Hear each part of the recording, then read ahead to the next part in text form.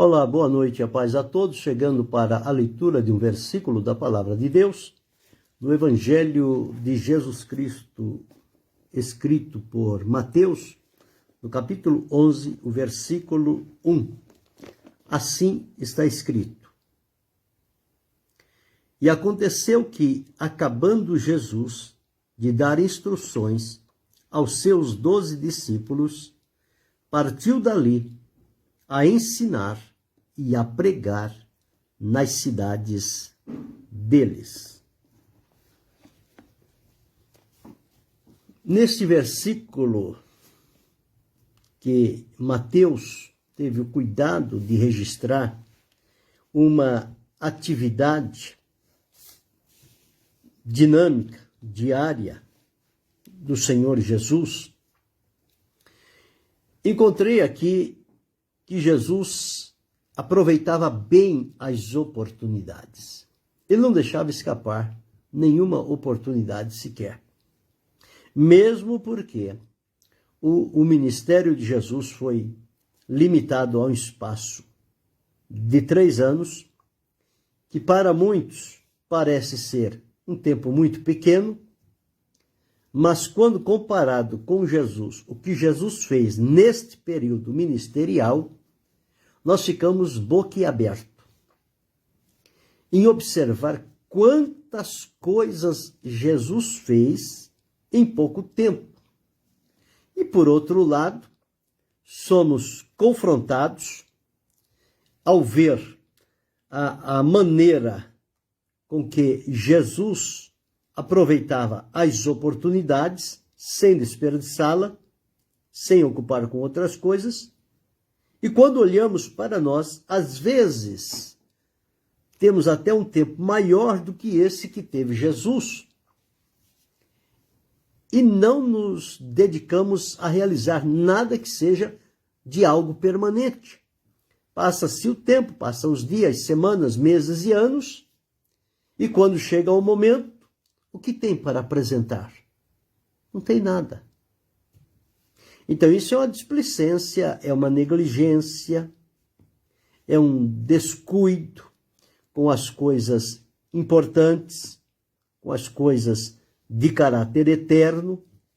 Mas Jesus nos ensina aqui como é que se deve aproveitar todas as oportunidades que nos vierem à mão. Todos nós temos oportunidade. O que acontece é que, na maioria das vezes, nós estamos esperando algo diferente daquilo que Deus propõe para a nossa vida, dentro daquela oportunidade que aparece, e, portanto, aquilo não move o nosso coração e a gente deixa aquela oportunidade passar porque a gente está esperando uma outra, melhor, de acordo com aquilo que nós idealizamos no pensamento e estamos aguardando que essa oportunidade chegue. Mas parece que ela nunca chega. Chegam outras oportunidades, mas esta exatamente, a que nós estamos esperando, ela não chega. É realmente assim que acontece. Porque nós não somos governados pelo nosso pensamento, pela nossa estratégia, pela nossa vontade. Nós não somos nós. Nós somos do Senhor. Ele nos comprou com preço de sangue. Ele nos redimiu. Ele nos interligou a Deus. Operou em nós o novo nascimento, a libertação, a transformação, a adoção, a justificação.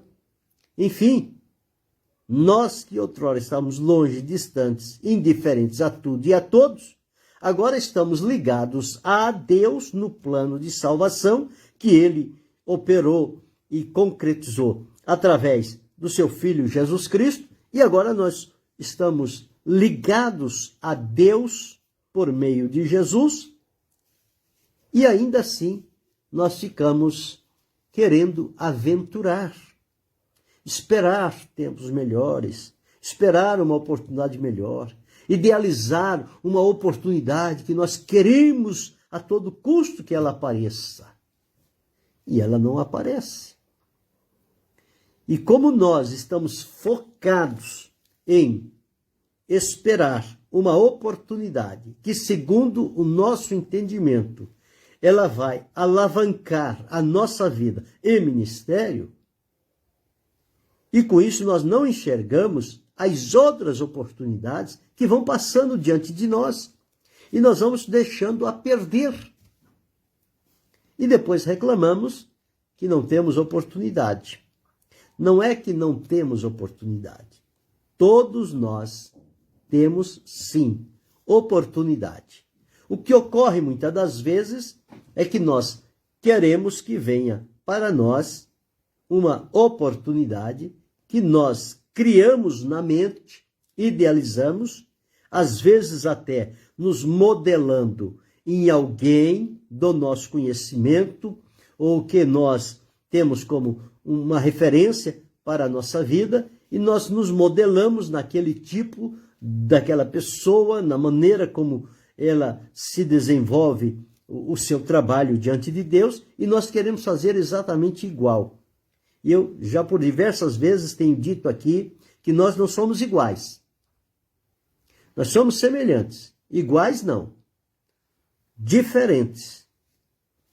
Cada um tem a sua maneira pessoal e particular de ouvir a Deus, de servir a Deus, de prestar um serviço a Deus, e nós às vezes nos atrapalhamos no meio do caminho, porque nós queremos nos modelar em alguém, imitar alguém, fazer igual, e com isso nós estamos anulando a nossa identidade, a nossa essência. Deus não aceita que nós nos anulemos para nos apresentar diante dele um Jacó, dizendo que é Esaú, quando na verdade não é. Isaac não foi enganado, porque ele desconfiou, ele descobriu. Ele falou, olha, as mãos é sim de Esaú, mas o cheiro não é. Ele entendeu que era Jacó. Já não enxergava bem, mas não teve outra alternativa. Ele seguiu adiante porque houve a insistência em dizer, para convencê-lo, de que ali estava Esaú e não Jacó. E por que aconteceu isso? Porque estava na iminência de receber a bênção do Pai. A bênção do Pai.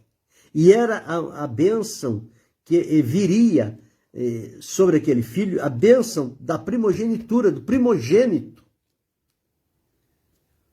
O filho, herdeiro daquela bênção, tinha ido ao campo buscar uma caça para preparar e fazer um guisado para o pai. Mas a mãe e o irmão se coluiaram entre si para que a bênção de Deus não fosse sobre Esaú, mas fosse sobre Jacó. Só que para a bênção de Isaac e para Jacó, ele não poderia se apresentar como Jacó. Porque Isaac ia dizer, não, a bênção é de Esaú, não é de Jacó. E o que fez? Então fizeram aquele aparato, aquele fingimento, aquele engano, aquele mascaramento, e ele ficou parecido como Esaú. Só que a voz era diferente. A voz é inconfundível. Você escuta a pessoa, comunica a pessoa, e você pode ouvi-la daqui 10 anos, 20 anos, quando você ouvir, você vai dizer, é fulano. Porque grava. E foi justamente isso que Jesus disse quando ele, como bom pastor, ele disse, as minhas ovelhas conhecem a minha voz. Elas ouvem a minha voz e me seguem. Então não tem como enganar. A voz é inconfundível. Deus abençoe a irmã Doraci.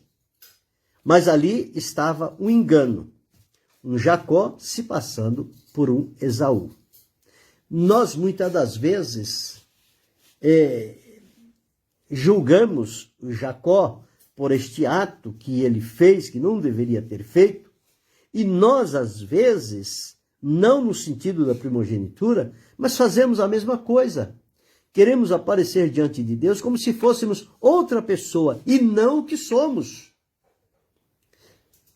nos apresentamos como aquilo que queríamos ser e não o que somos. E por conta disso, Isaac foi enganado. Mas Deus não é enganado. A Deus ninguém engana. Ele conhece a todos nós, nos mínimos detalhes, o nosso íntimo, tudo a nosso respeito não foge do olhar de Deus. Então, como é que eu vou me apresentar diante de Deus como se fosse uma outra pessoa, no intuito de receber uma bênção, se Deus me conhece, se Ele sabe quem eu sou? Que eu não sou aquele que estou aparentando diante dele. E quantas pessoas em nosso meio vivem com este engano, com este fingimento, com essa máscara de se apresentar diante de Deus como sendo alguém que na verdade não é. Então o que acontece? As oportunidades vêm, como as pessoas estão focadas em demonstrar o que não é, a oportunidade passa, a pessoa não percebe, quando ele vai dar por si, a oportunidade já foi. E tem uma coisa, se tem uma coisa que não volta atrás, é a oportunidade. Passou, passou. Não adianta chorar, não adianta espernear, não adianta jejuar, não adianta consagrar, a oportunidade não volta mais. Perdeu, ficou perdida. Pode vir uma outra oportunidade, mas aquela não tem volta. E quantas pessoas têm perdido inúmeras oportunidades porque está esperando uma oportunidade e não está percebendo outra que está chegando e vindo a ele e está deixando passar. Quando acordar, vai ser tarde demais. Jesus aqui, ele não perdeu nenhuma oportunidade. Ele aproveitou todas as oportunidades e ele não se mascarou, ele não fingiu ser outra coisa. Jesus sempre se revelou quem ele é. Jesus não se deixou levar pela vaidade do ser humano, querer se mostrar como sendo outro, mais bem-sucedido, mais aparente, com melhor conhecimento, esperando melhores coisas. Não. Jesus se apresentou como era. Tanto é que quando Jesus veio, as pessoas o ignoraram, desprezaram, deixaram de lado. Mas ele não se abateu por isso. Ele seguiu o caminho dele, que ele veio realizar. E aqui nós encontramos, por isso que Jesus, em tão pouco tempo, ele fez muita coisa que ficou registrado na Escritura e na história. E quando nós observamos como Jesus fez tanta coisa assim, pois é, porque Jesus estava focado na direção de Deus. Ele não fazia nada que era próprio dele, mas ele ouvia o Pai e então ele executava. Ele falou, de mim mesmo, eu não posso fazer nada, se o Pai não me mandar. Portanto, as palavras que eu vos disse não são minhas, elas são do Pai. E eu faço tudo o que agrada o meu Pai. Então veja, ele entendeu qual era a vontade do Pai. Nós precisamos entender qual é a vontade de Deus para a nossa vida e procurar também entrar por este caminho e aprender com Jesus como é que se aproveita as oportunidades. Então, neste versículo que li, está dito assim, e aconteceu que, acabando Jesus de dar instruções aos seus 12 discípulos, partiu dali a ensinar e a pregar nas cidades deles. Então, observe aqui, um trabalho profundo que ocupava todo o tempo de Jesus. Jesus não tinha tempo ocioso, tempo vago. Não, eu estou de boa, não tem nada para fazer. Não. Em qualquer lugar em que a gente visse Jesus, ele estava ocupado em alguma coisa de valor eterno. E aqui o que Jesus estava fazendo? Jesus diz aqui, ele acabando de dar instrução aos seus 12 discípulos. Discípulos foram aquelas pessoas que Jesus separou e chamou para si, para segui-lo, para que estivesse com ele, para que fosse ensinado, orientado, instruído, treinado. Era isto. Era, na verdade, um discipulado que Jesus fazia com estes 12. Jesus levava eles para todos os lugares onde ele havia de estar. E tudo Jesus fazia na presença deles. Porém, tinha aqueles momentos em particular, quando Jesus chamava os 12 discípulos à parte e transmitia algo que era direcionado somente para eles e não para a multidão.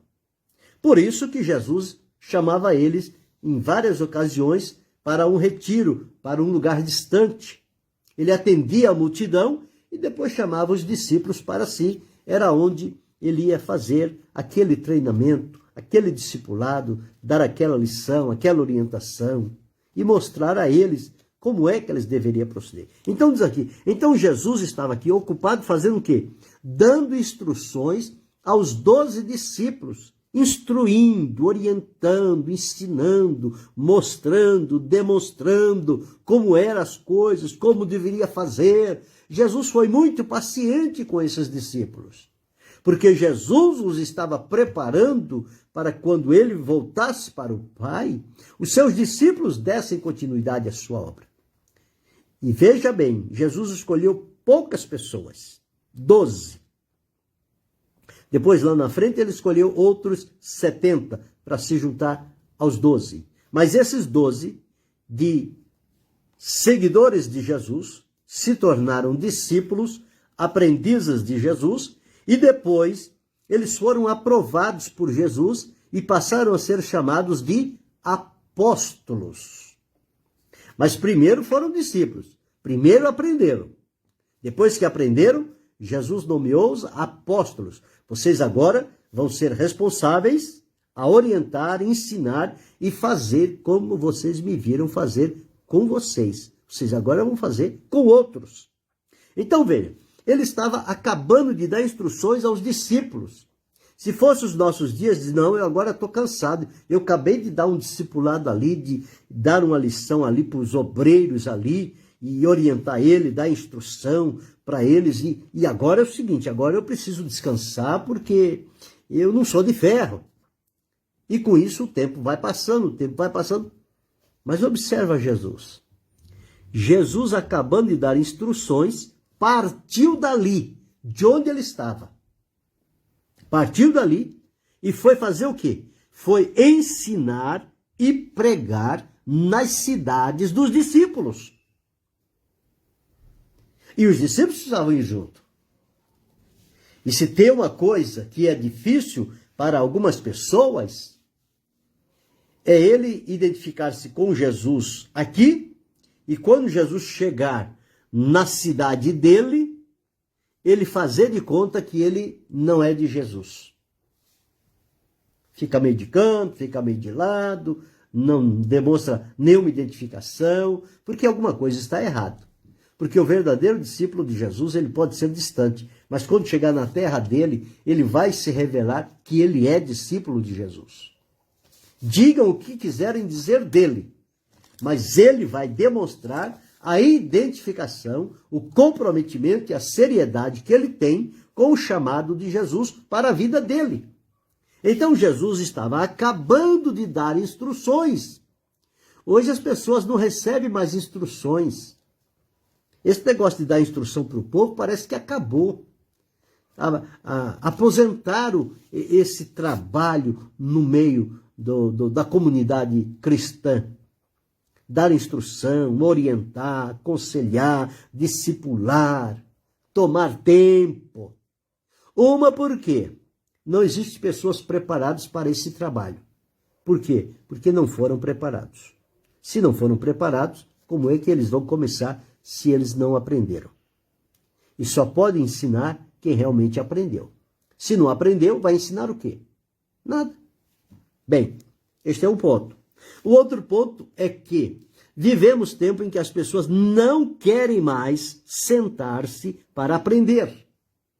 Não querem parar um tempo para ouvir.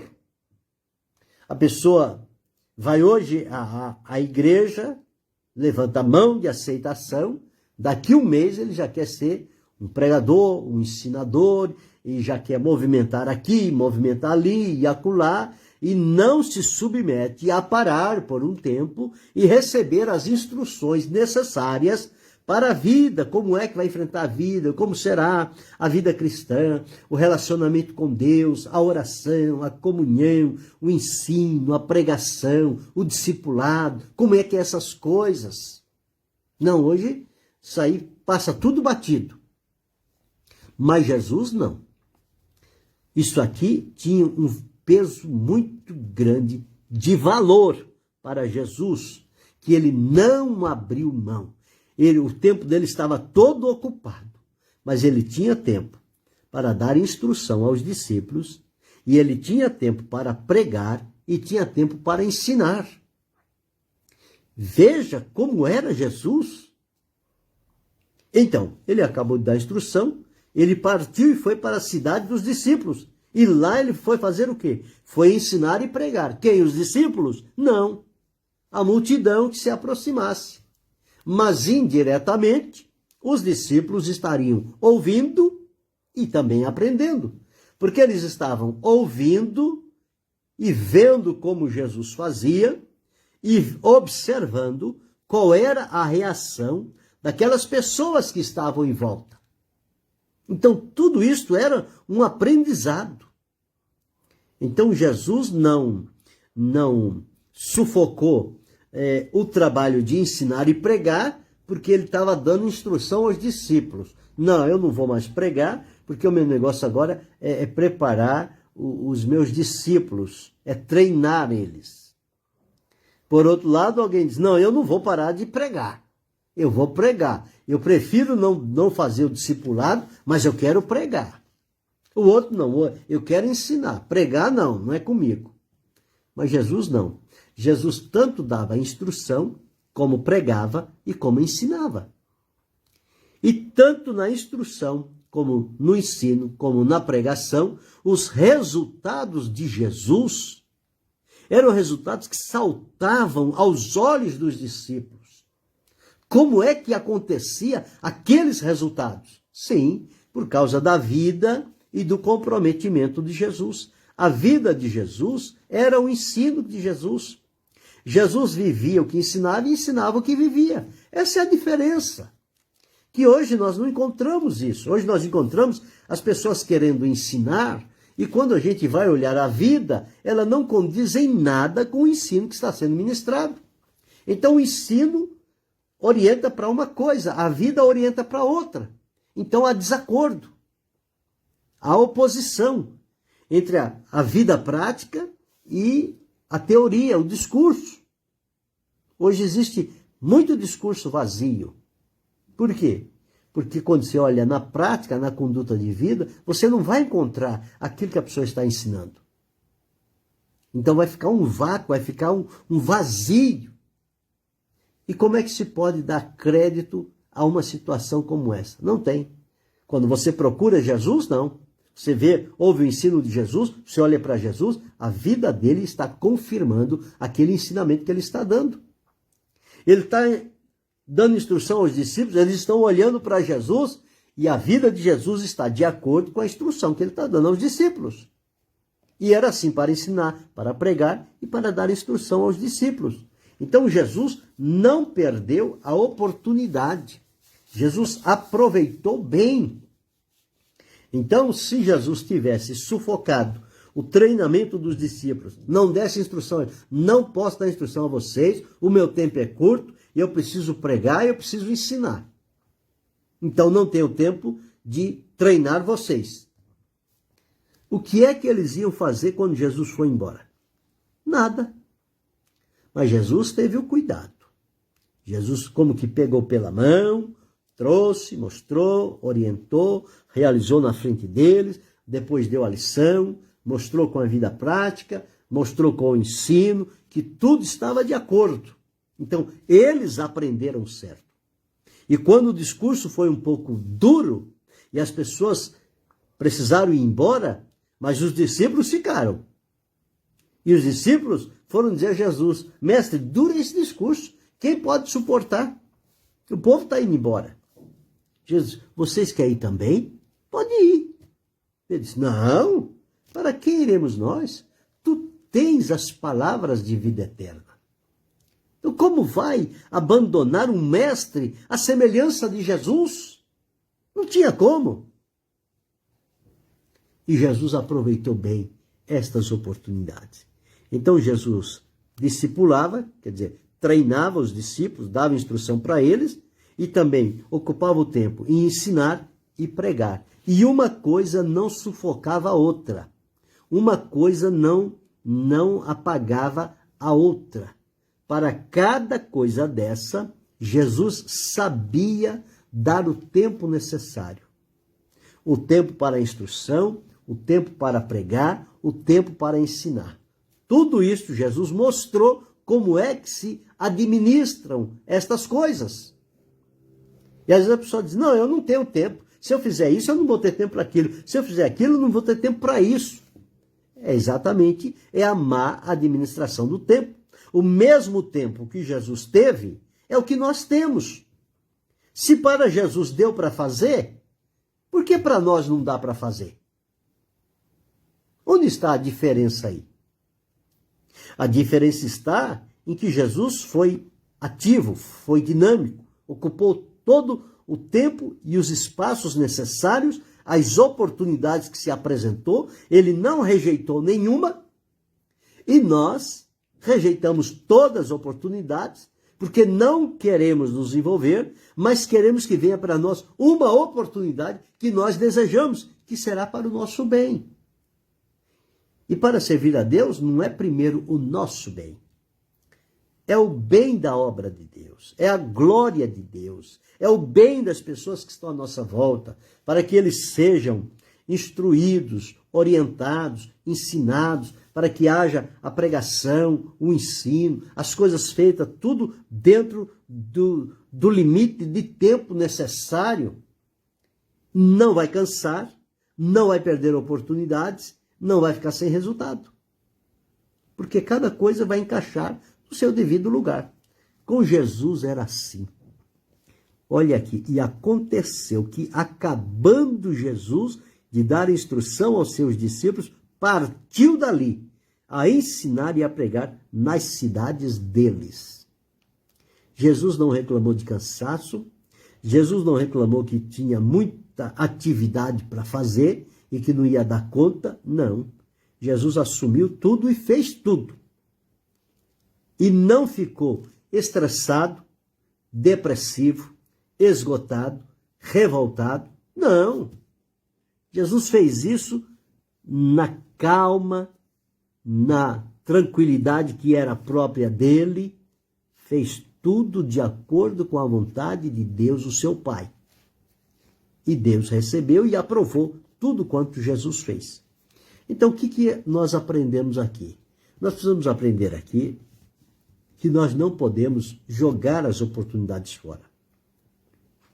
Se vem uma oportunidade para nós, é porque Deus direcionou aquela oportunidade para nós. E se Deus direcionou, é porque Ele tem algo na nossa vida que, naquela oportunidade que Ele nos deu, nós vamos realizar um trabalho que vai ser digno do nome do Senhor. E a gente diz: não, eu não sou capaz disso, eu não sei fazer aquilo, eu não sei aquilo outro. Se você não sabe fazer, então por que veio a oportunidade para você? Se veio a oportunidade, porque você é capaz. Você é apto. Só não tem vontade de fazer. Então não pode desculpar a oportunidade que veio, que eu não sabia, eu não entendia. Não. É melhor dizer: a oportunidade veio e eu não quis aproveitá-la. E Jesus disse: remindo o tempo por quantos dias são maus. Quer dizer, aproveitar bem todas as oportunidades que aparecer. Eu, neste tempo, estou aproveitando a oportunidade que Deus me deu, que é abrir a Bíblia, pedir graça a Deus, abrir a boca e deixar que as palavras dele saiam dos meus lábios e vá alcançar corações, que eu não sei de onde, mas o Senhor sabe qual é o propósito dele para isso. E eu tenho que aproveitar bem. Não posso deixar perder a oportunidade e não posso reclamar diante de Deus. Bem assim é você, é cada um de nós. As oportunidades vêm porque nós temos de Deus a capacidade necessária para aproveitar aquela oportunidade da melhor maneira. E à medida em que eu vou aproveitando as oportunidades que Deus vai abrindo para mim, Ele vai me amadurecendo, Ele vai me capacitando, Ele vai me orientando, Ele vai firmando os princípios no meu coração e eu vou me tornando experiente nas mãos do Senhor e um canal de bênçãos para que o nome dele seja glorificado. Agora, isso não é nada para se vangloriar, não. Não porque eu estou fazendo, porque eu faço, nada disso. Estou fazendo porque Deus colocou para mim fazer. E se Deus colocou para mim fazer, eu devo fazê-lo e fazê-lo com alegria. Agora, não cobrar a Deus do que estou fazendo. Olha, senhor, o senhor está vendo o que eu estou fazendo, então o senhor vê aí uma coisa aí para mim. Não, nada disso. Deus cuida de tudo.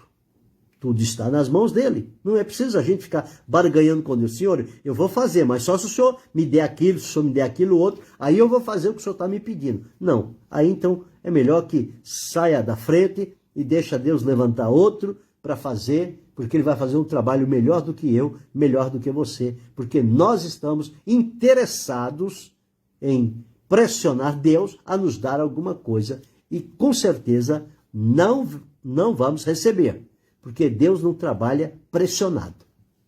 Deus trabalha na soberania dele, no tempo dele, na hora dele.